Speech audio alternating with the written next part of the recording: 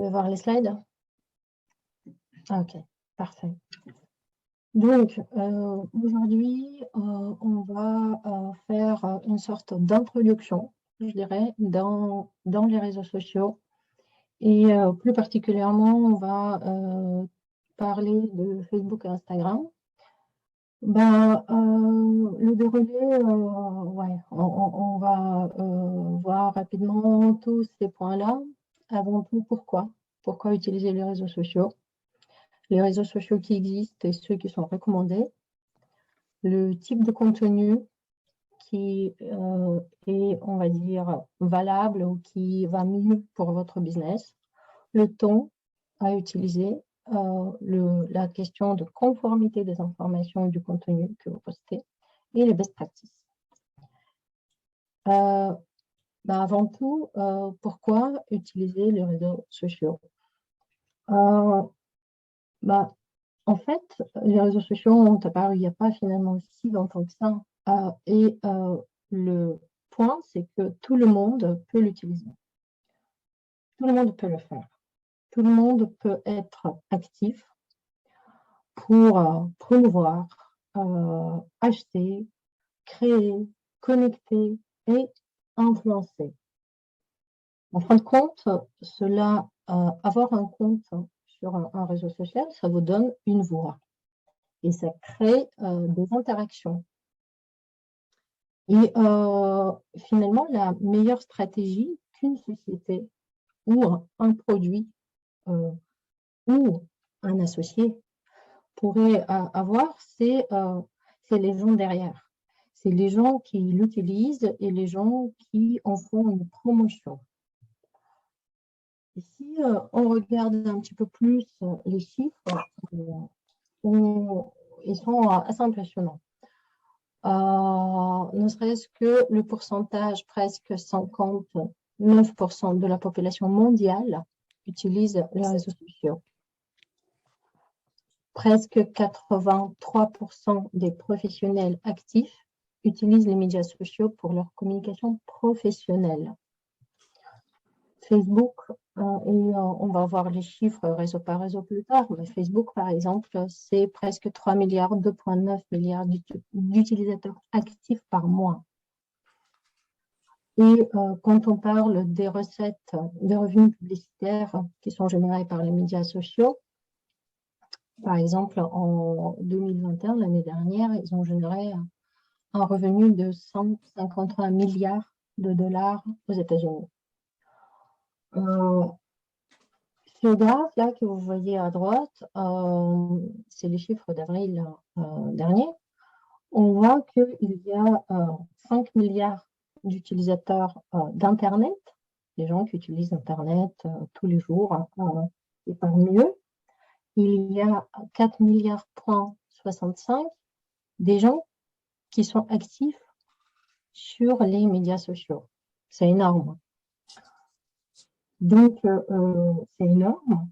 Et en même temps, ça donne aussi une idée de l'opportunité que ça peut présenter.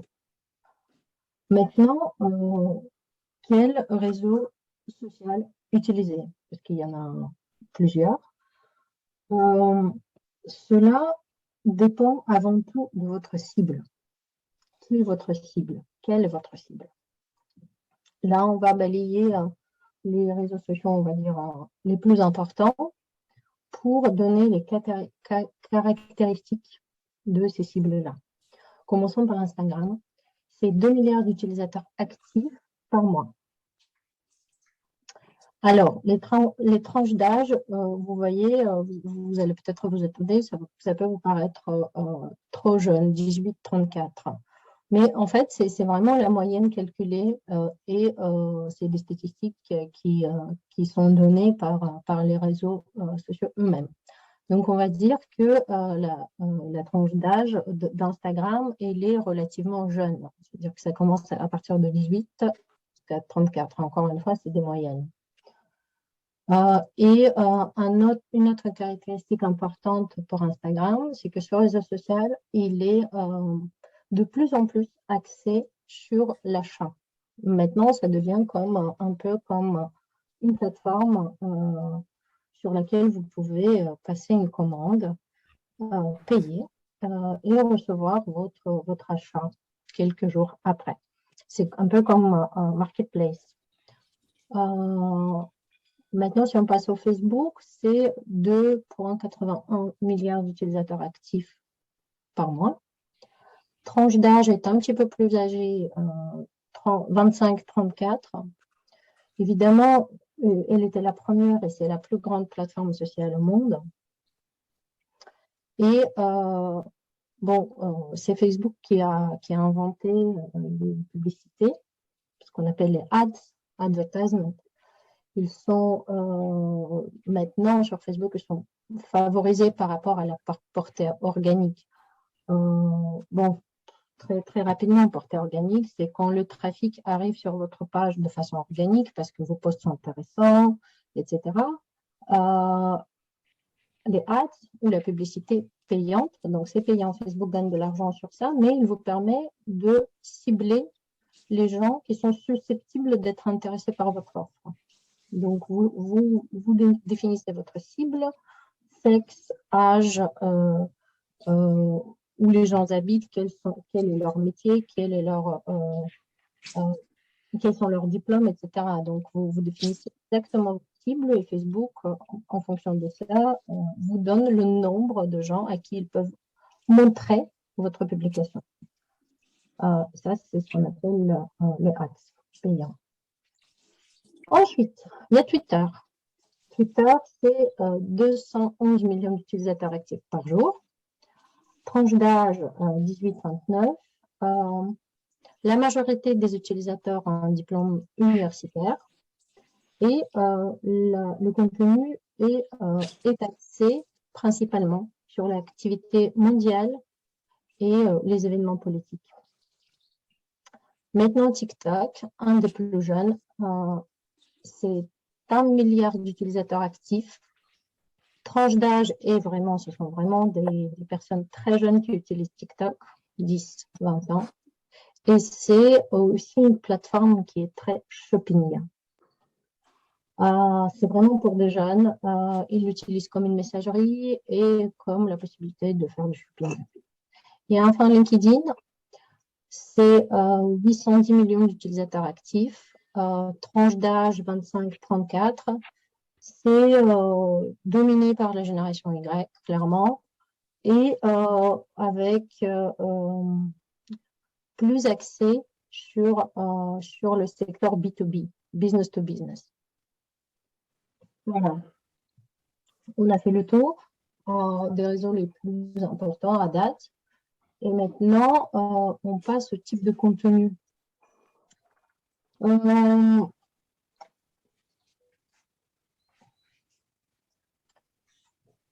quand on parle du contenu, il faut définir son objectif, son propre objectif. Définir un objectif pour chaque publication, pour chaque story que vous allez partager, pour chaque vidéo que vous allez partager. Il faut savoir pourquoi vous le faites, avec quel objectif derrière. Est-ce que vous voulez générer des abonnés? Est-ce que vous voulez générer des leads? La différence entre une personne qui vient sur votre profil, qui commence à vous suivre, donc devient une abonnée, et des leads. Leads, c'est plus les personnes qui vous suivent depuis un moment, qui sont engagées, ça veut dire qui commentent, qui likent, qui repostent vos posts, etc. Et qui, à un moment donné, sont prêtes à communiquer ces données du style email, nom, prénom, pour être ensuite appelé ou contacté par vous pour d'autres informations, etc.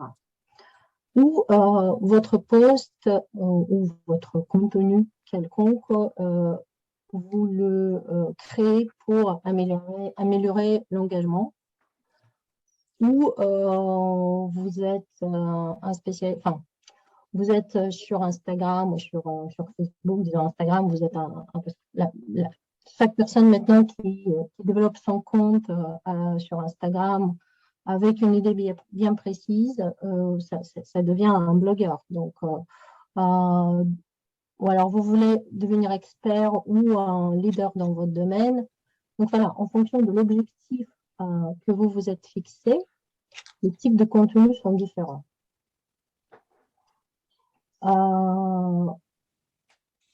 Donc, si on se rapproche un petit peu plus de notre domaine, vendre un produit ou attirer une nouvelle personne dans son équipe, c'est aussi une sorte de vendre quelque chose, n'est-ce pas? Donc, comme on a dit, le contenu dépend toujours de l'objectif et attirer les visiteurs sur votre page afin de les convertir ensuite en leads, donc les personnes qui sont plus ouvertes à partager ces données, et ensuite les conclure en associé ou en client, ça passe par des étapes. Et ça demande des contenus différents. Première étape, c'est attirer, donc informer ou susciter l'intérêt de quelqu'un. C'est vrai que on parle, c'est un jargon un peu anglais. Enfin, je n'avais pas trouvé de traduction qui pourrait transmettre le sens de ça. Soft sell, ça veut dire que on va pas d'emblée vendre quelque chose, essayer de vendre quelque chose à quelqu'un qui est complètement opaque à votre contenu, qui n'a jamais entendu parler de votre marque, qui n'a jamais entendu parler de vous, qui n'a jamais entendu parler de votre produit, il est presque impossible de vendre quelque chose à cette personne-là. C'est ce qu'on appelle contacter des contacts à froid. C'est-à-dire les gens ne sont absolument pas au courant de ce que vous voulez leur proposer. Ce n'est pas la peine, dans ce cas, d'utiliser le contenu qui est très pushy, qui va dire passez commande, donnez-vous, etc. À cette étape-là, on est sur la phase d'attirer, d'intéresser, et on va plutôt avoir un contenu utile pour ces personnes-là, mais qui ne met pas en avant un produit à vendre. On va venir avec ce qu'on appelle call to action, ça veut dire bouton à appuyer pour faire une action. Du style liker si vous êtes d'accord avec ce que vous venez de lire ou ce que vous venez de voir sur mon post, ou laissez votre commentaire. On ne va jamais aller plus loin. Et ensuite, il y a l'étape de convertir. C'est une étape où on donne des informations supplémentaires, où on motive, on encourage davantage. Et là, vous connaissez déjà un petit peu, on a déjà entendu vaguement parler de votre produit. Etc. Donc, c'est un contenu que vous délivrez là, c'est un contenu qui présente les produits ou des idées à des personnes qui pourraient les connaître déjà. Donc, là, le call to action ou appel à l'action va être cliquer pour en savoir davantage, etc. Et enfin, troisième étape, c'est conclure, ce qu'on appelle en anglais hard sell.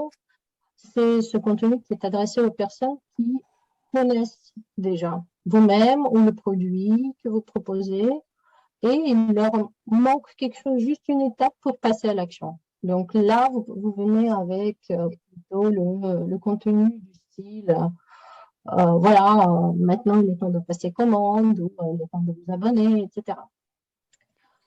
Et enfin, en fin de compte, il y a en fonction de votre objectif et en fonction du message, du contenu que vous allez délivrer, il y a des types la façon de communiquer, ça qui sont différents.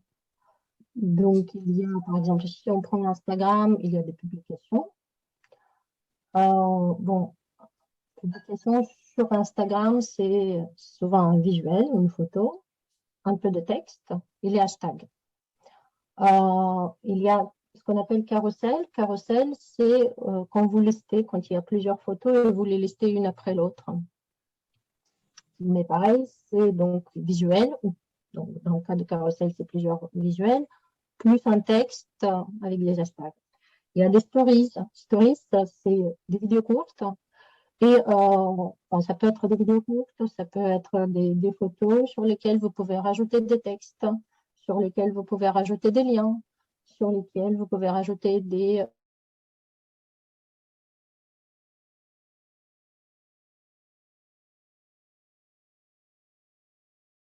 sorti apparemment. Ah. Donc, j'espère que l'enregistrement a repris. Oui, ça a l'air d'être bon. Oui, c'est bon. Ça a l'air de marcher, parfait. Donc, je reprends. Donc, on retrouve à peu près les mêmes fonctionnalités, les mêmes types de contenu dans Facebook. Facebook, pareil comme Instagram. Là pour le coup, c'est Facebook qui a été influencé par Instagram. Il y a des stories maintenant qui sont disponibles aussi sur Facebook. Donc, publication, carousel aussi. Vous pouvez poster plusieurs visuels en même temps. Stories, Reels Live, ça existe aussi sur Facebook. Vous pouvez poster des infographies, des événements. Vous pouvez faire des événements. Donc, Facebook va vous proposer de faire un calendrier. Vous pouvez faire des annonces, etc. Donc, des différents types de contenus qui, encore une fois, s'adaptent à votre objectif. C'est-à-dire qu'en fonction de l'objectif que vous êtes fixé, évidemment que vous allez penser au contenu, mais aussi vous allez penser à la forme. Parce qu'en fait, là, ce qui est listé ici, c'est plus la forme sous laquelle vous présentez ce contenu. Par exemple, je peux faire une publication sur si je suis dans le cas d'un associé qui essaie de bâtir son équipe, prenons l'industrie MLM, et le but, c'est de se positionner en tant que l'expert dans le domaine. Donc, le poste, elle peut être très bien sur mes connaissances dans le domaine de marketing relationnel, de parler de l'actualité de cette industrie, de apporter des chiffres, être très concret, être très expert. Et en même temps, ça fait un peu froid. En même temps, pour créer un petit peu, pour montrer que vous êtes aussi une personne vivante et un peu transmettre vos valeurs en tant que personne, on peut faire une story pour un peu faire comprendre quelles sont vos valeurs dans la vie. Hein, par exemple, prenons fixer un objectif qui est très, on va dire, ambitieux, mais y aller par des petits pas. Et trouver des exemples dans votre vie, peut-être avec des enfants, peut-être, je ne sais pas, qui prouvent que vous êtes d'accord avec cette idée-là. Je me fixe un objectif ambitieux, par exemple, devenir, je ne sais pas moi, triple diamond dans 2 ans. Ça va être votre objectif ambitieux et votre story avec des petites vidéos, avec des petites photos, ça peut aussi montrer qu'en même temps, je suis pas juste un compte Instagram très expert, je suis aussi une personne derrière et que, voilà, moi, une des valeurs dans ma vie, c'est d'arriver à mon objectif par petits pas et essayer de transmettre ça par vos stories, par exemple. Encore une fois, pour revenir à cette idée de contenu et de forme. Voilà, maintenant on passe à un sujet qui est très important. C'est le ton à adapter et comment rester conforme. Donc là, ici, on se place un peu du côté corporate. Donc, le ton des messages ASEA corporate et votre ton à vous aussi en tant qu'associé. Donc, le ton de communication de la société ASEA est amical, inspirant et professionnel. Votre compte reflète votre propre ton. Oh, je pense que j'ai deux onglets. Mais nous demandons à nos partenaires d'essayer de se tenir le plus possible aussi à notre temps de marque. C'est-à-dire, si vous utilisez le nom d'ASEA dans vos communications, dans votre contenu, ça serait bien d'adapter aussi un peu le ton amical, inspirant. En même temps, c'est aussi ce ton-là qui permet d'attirer des personnes, de permettre de vendre à ces personnes-là. Votre ton devrait aussi susciter la participation des gens. Donc, invitez-les à s'exprimer, à discuter des produits, de l'opportunité d'affaires, etc. Maintenant, il est important de parler de la conformité. Vous savez tous, on en parle effectivement assez souvent, vous savez tous qu'en tant qu'entreprise transparente et qui met l'accent sur... Non, c'est le recording. Je ne comprends pas l'anglais. Ciao. Bonjour. Sur les personnes. Nous ne pouvons pas, nous n'avons pas le droit de faire certaines déclarations. Si un poste mentionne par exemple des avantages pour la santé, si le poste mentionne des éléments qui ne sont pas écrits sur les étiquettes de produits, ou des allégations concernant la santé ou le business qui sont impossibles à réaliser, ou des améliorations qui semblent beaucoup trop belles pour être vraies, nous, dans ces cas, demandons de ne pas générer ce type de contenu. Par exemple, déclarer que Renew 28, le gel Renew 28, peut guérir ou soigner des maladies spécifiques, c'est un contenu qui n'est pas conforme. Et je vous mets en garde encore une fois ici, je pense que c'est des informations que vous connaissez tous, mais il est complètement interdit de publier des photos avant-après qui ont été retouchées, modifiées. Ça, c'est no-go.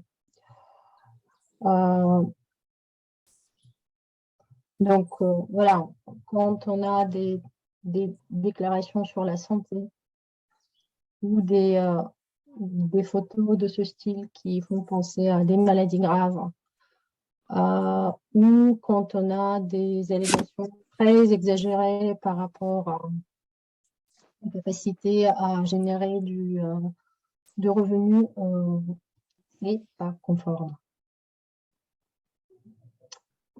Et enfin,